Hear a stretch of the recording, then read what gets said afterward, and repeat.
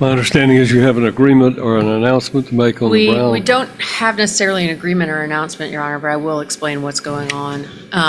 On Monday, Ms. Roberts and I were in agreement that we were going to try and find a resolution to this case.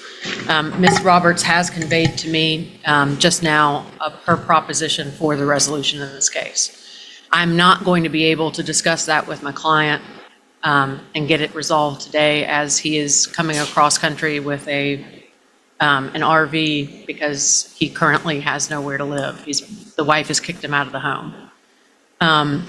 So I'm going to make a verbal motion to continue. It seems like y'all got plenty to do today anyway, so that I've got some time to discuss the proposition with my client. Also, Your Honor, I have not been able to file an income and expense statement or an asset and liability statement because of communication issues with my client, which I do think that I have been able to resolve.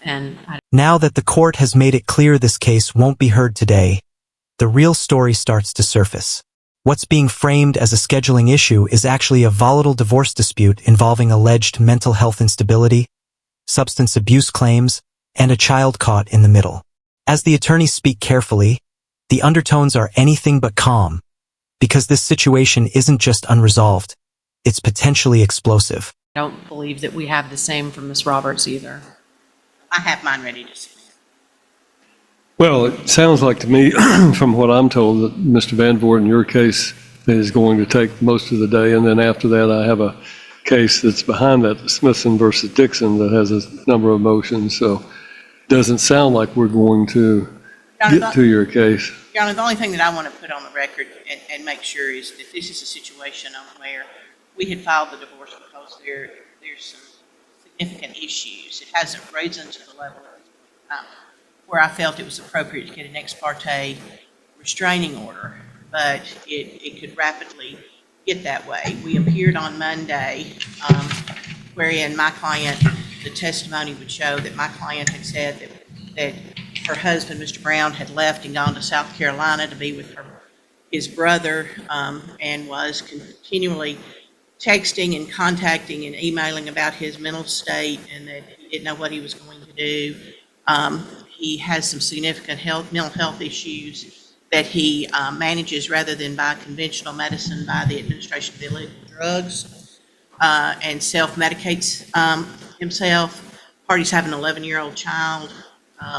And so it's a scenario where he had not been in town, and as I understand it, had not been in communication with his attorney to get ready for the hearing. This statement is a warning shot. When an attorney tells a judge a situation could escalate rapidly, especially with claims of self-medication, emotional distress, and constant contact, the court immediately shifts into risk assessment mode. Family court judges don't need proof beyond a reasonable doubt to act. They need credible concern. And with an 11-year-old involved, the margin for error shrinks fast. The question now becomes precaution or preemptive control. Passed it to today.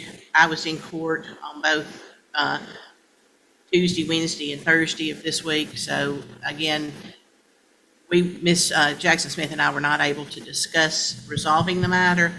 But again, and then as I understand it, Mr. Brown drove with his mother to Colorado and is bringing an RV home to live in. So it's a scenario where it could escalate pretty quickly. If Your Honor's inclined, because again, time constraints, I understand that if Your Honor's inclined to grant this continuance, what I would ask is that Mr. Brown be ordered to submit himself to an extended panel nail bed test between now and a certain time. I give him 36 hours to go and complete that. I don't know what time he plans on arriving back from Colorado. I have not heard anything in this case up to this point, correct? No, sir, Your Honor. When's your next chancery day?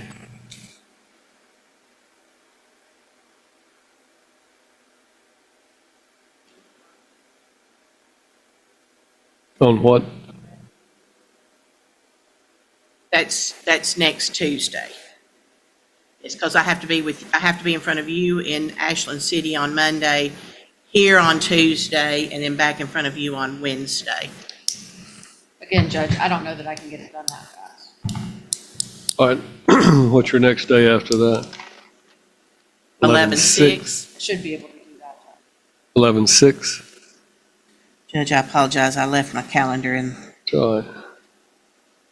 I tell you, you're not in front of me because I start the State versus Cordarius Godwin rape trial on the 6th here in Charlotte, so.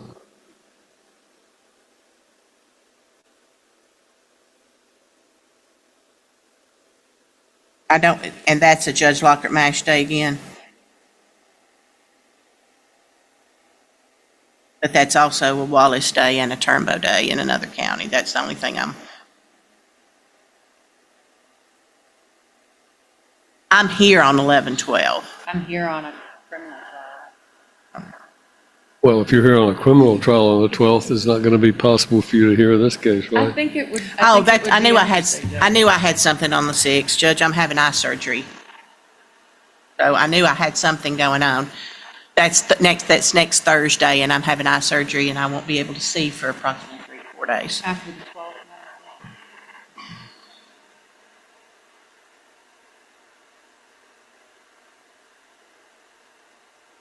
We have Marlin versus Marlin on the 25th of November, and is that expected to last all day? It's a contempt on failure to pay alimony and their counter petition to modify alimony.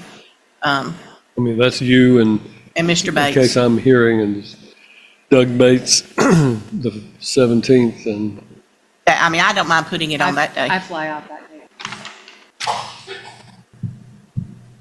Roberts. I'm looking, Judge, I'm sorry. This is the turning point. The judge agrees to the continuance, but immediately reinforces authority by ordering both parties to submit to extended panel testing. That decision matters. It neutralizes finger-pointing and sends a clear message. Allegations won't drive outcomes. Verified facts will. By applying the same standard to both sides, the court protects fairness while keeping pressure on everyone involved to comply and stay accountable. I apologize, I didn't get done in court over here until after 5 yesterday, and I left my calendar in my car with my other bag that I didn't go back to Well, the double check office. on, if you need to go out to your car to check it, that's fine. My only thought would be, it sounds like that's probably the first day we can give you. I am going to grant your continuance because it's unlikely that, this was not a regular chancery day that I had assigned on my schedule. I gave it out in a lapse of judgment on my part to, because I thought, that there were some things that needed to be heard. So we just concluded a multi-day criminal trial yesterday yesterday afternoon. This case is the last on the docket, so I'm going to bump it to that December the 3rd. Is that what it was? Yes, sir, Your Honor. December the 3rd. I think I've got to be here on a Mangrum final hearing. So, I'm All sorry. right, then that settles it. Yes, sir. December the 3rd. In the interim period, both parties are going to submit themselves to an extended panel hair follicle. I have no evidence before me other than argument as to the fact that there's any drug use, so That's great. what's good for him is good for her. We'll order that both of them undergo Can we do a nail bed test, Your Honor? whatever test that is requested, nail bed test, and that will be within the next 48 hours. So, In 48 hours. Judge, is there any way that we can get it 17th? We can at least get it to Monday? Because it's Friday, it's Halloween. that's true. We got Saturday, Sunday. Close of business Monday, Close of business Monday. the 3rd of November Yes, sir. at 6 p.m. Have the test performed by that time.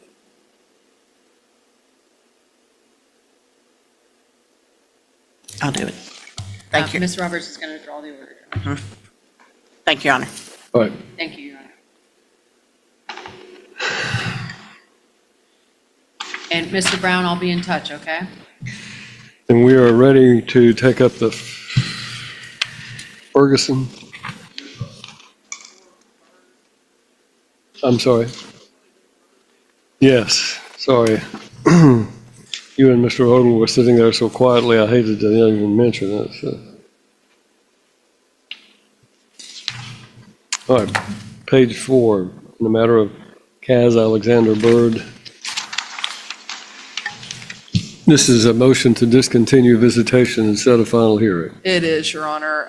The minor child has number one, the mother has not been really attending visitation much and makes excuses as to why she can't be there. She's currently got several more criminal charges while this case has been pending.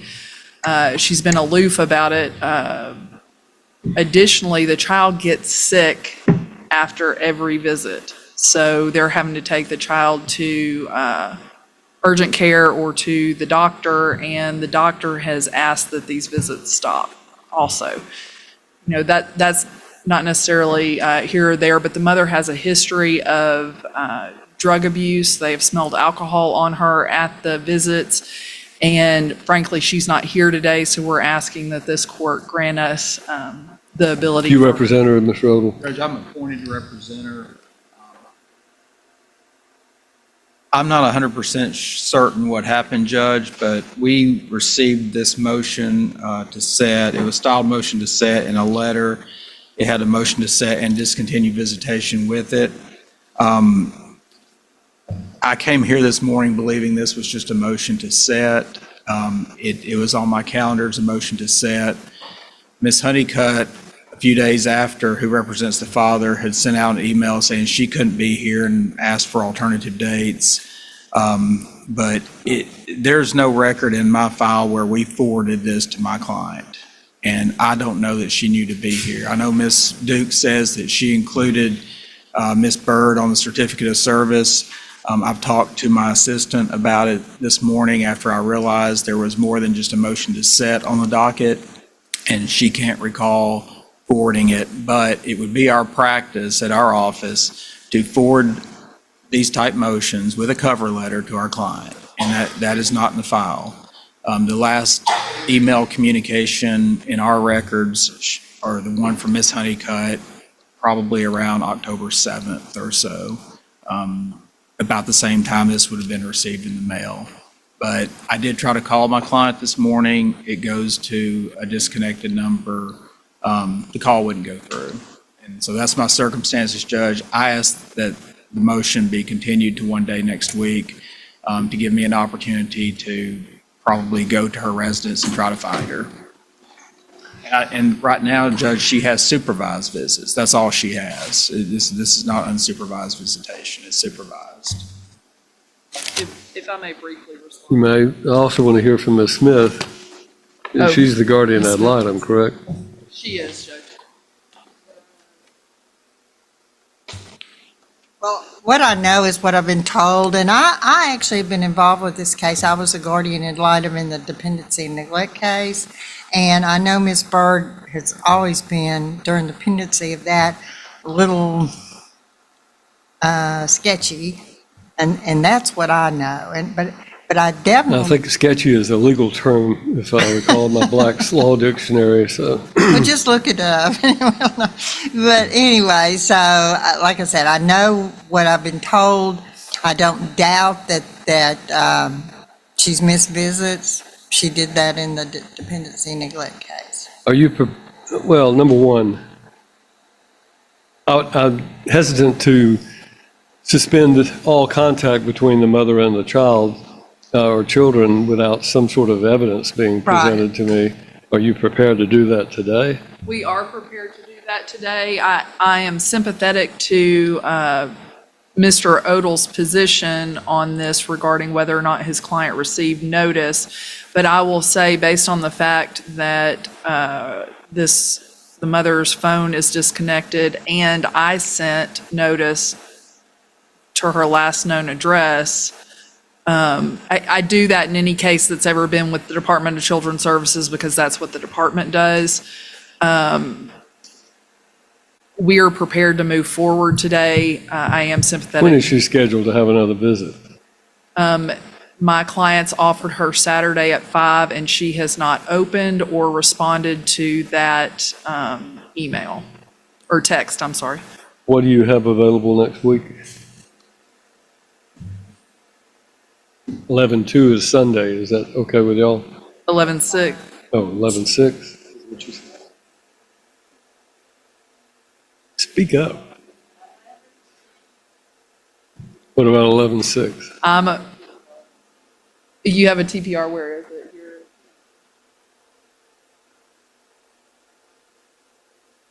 Facing other criminal charges, she's got criminal court that day. Anything else?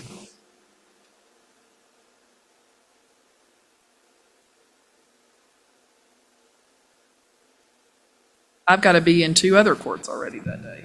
Humphreys County's got criminal docket and Hickman's got chancery.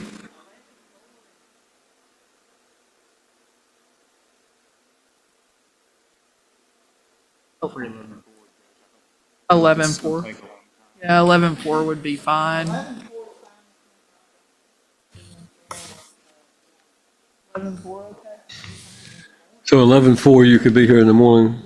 So y'all are just going to tell the judge, whoever the judge might be, you're just going to insist that that judge take the matter up very first thing, correct? Yes, I'm sure. I'm going to set it, I'm going to continue this, but I'm going to put an order down that the visitation is suspended until that hearing.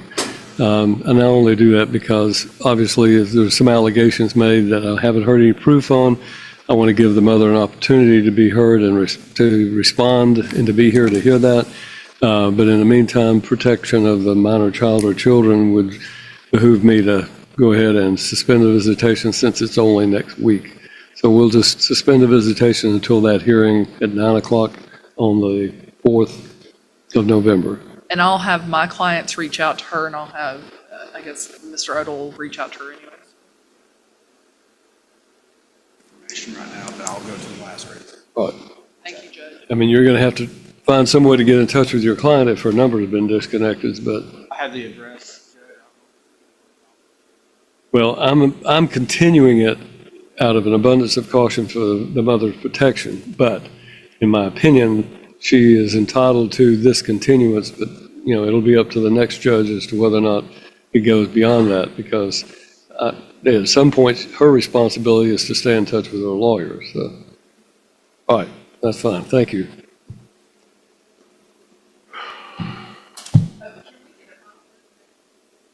On this one?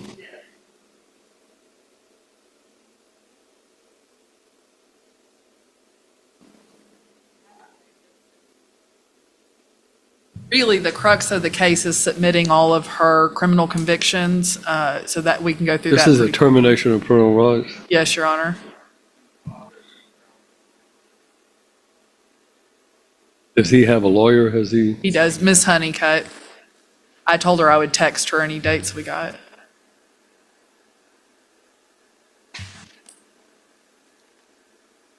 Who is that?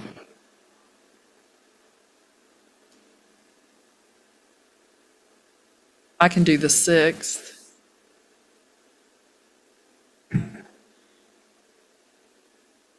Is there another date after that? Is there a date in March?